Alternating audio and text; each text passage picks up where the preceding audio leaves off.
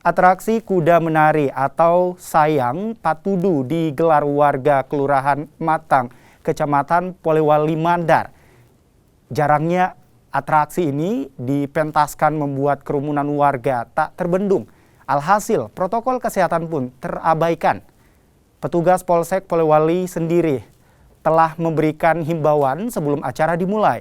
Namun karena banyaknya warga, para petugas kewalahan. Petugas pun hanya mengawal jalannya arak-arakan hingga selesai dan terus menghimbau peserta pawai untuk tidak terlalu berkerumun.